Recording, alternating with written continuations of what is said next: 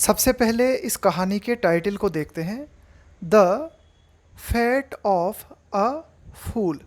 देखो, फैट का एक बहुत ही कॉमन मीनिंग होता है भाग्य, किस्मत, तकदीर, मुकद्दर। और एक और मतलब होता है फैट का, उसका मतलब होता है अंतिम परिणाम, यानी कि फाइनली आपके साथ क्या होता है, नियति, यानी कि किसी व्यक्ति के साथ अंतिम परिणाम क्या होता है, उसकी नियति क्या होती है।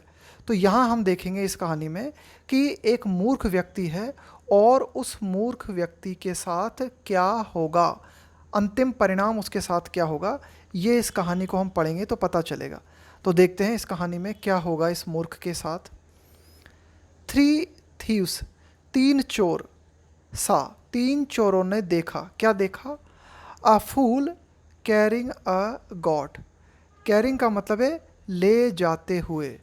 तीन चोरों ने एक मूर्ख को एक बकरी ले जाते हुए देखा, यानी कि ये जो मूर्ख व्यक्ति था ना, ये बकरी को ले जा रहा था।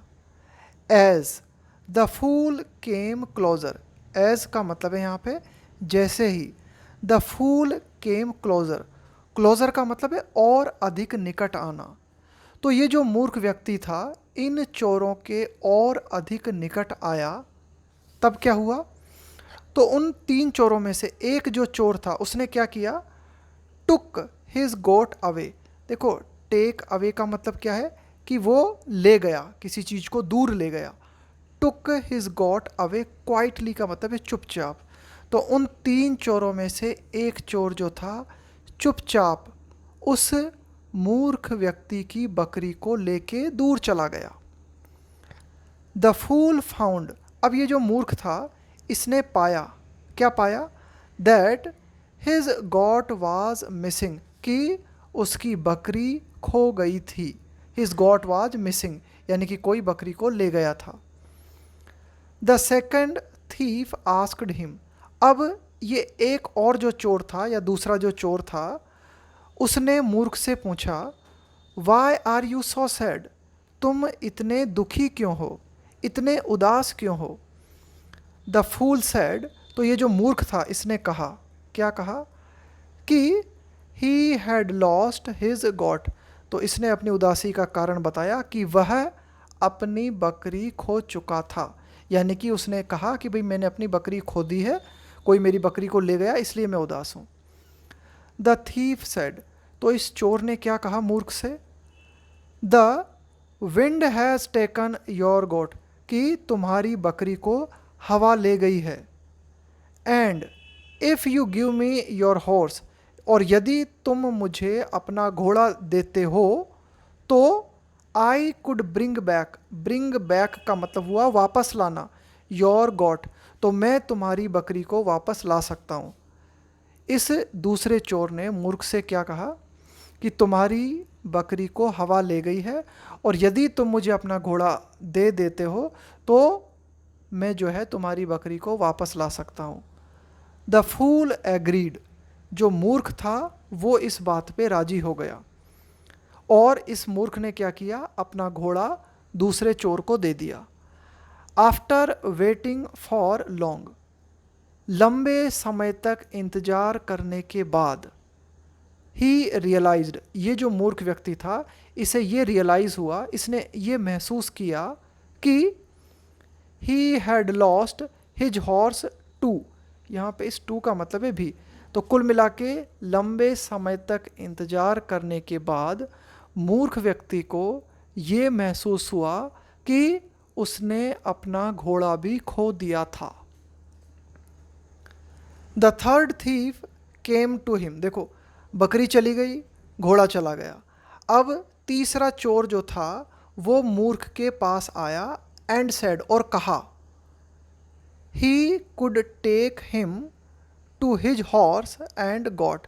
तीसरे चोर ने क्या कहा मूर्ख से कि वह मूर्ख व्यक्ति को, यानी कि वह उसे, चोर ने कहा कि भाई मैं जो तुम्हें जो है अपने घोड़े और अपनी बकरी के पास ले जा सकता हूँ। देखो, ही कुड टेक हिम, यहाँ पे हिम आया है मूर्ख व्यक्ति के लिए और ये हिज उस मूर्ख व्यक्ति का घोड़ा, उस मूर्ख व्यक्ति की बकरी। तो कुल मिला के तीसरे चोर ने मूर्ख से कहा कि मैं तुम्हें तुम्हारे घोड़े और बकरी के पास ले जा सकता हूँ, और ऐसा कह के and took him to a nearby. Nearby का मतलब है पास ही में, कोई चीज़ जो आपके पास में होती है ना, उसके लिए बोलते हैं nearby. And took him to a nearby well का मतलब है कुआं। और तीसरा चोर इस मूर्ख को पास वाले कुएं के पास ले गया। The fool removed his clothes. मूर्ख ने अपने कपड़े उतारे, रिमूव का मतलब है उतारना, एंड जंप्ड इन, और कुएं के अंदर कूद गया। कुल मिला के तीसरे चोर ने क्या कहा मूर्ख से कि तुम्हारी बकरी और घोड़ा जो है वो इस कुएं के अंदर है, और मूर्ख व्यक्ति जो था अपने कपड़े उतार के कुएं के अंदर कूद गया। Finding nothing inside. फाइंडिंग का मतलब है पाते हुए या फिर पाकर। फाइंडिंग नथिंग का मतलब है कुछ भी नहीं, इनसाइड का मतलब है अंदर। कुएं के अंदर कुछ भी न पाकर, यानी कि उसे कुएं के अंदर कुछ नहीं मिला। ही केम आउट, वह बाहर आया, यानी कि ये जो मूर्ख व्यक्ति था बाहर आया।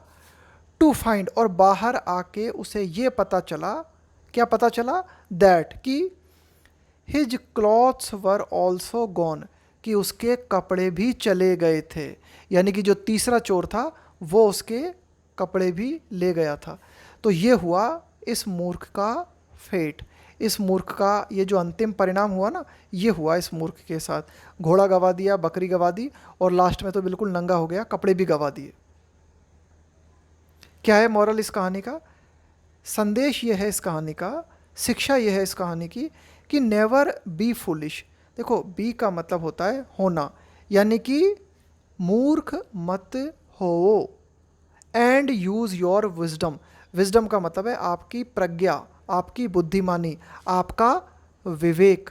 यानी कि मूर्ख मत हो और अपने विवेक का इस्तेमाल करो, अपने दिमाग का इस्तेमाल करो। दुनिया में कई तरह के लोग हैं जो आपको मूर्ख बनाने की कोशिश करेंगे, लेकिन उनकी किसी भी बात पर विश्वास करने से पहले अपने दिमाग का इस्तेमाल करना बहुत ज़रूरी है। ये थी इस कहानी की शिक्षा, वरना वही फेट होगा, वही नियति होगी जो इस मूर्ख की हुई।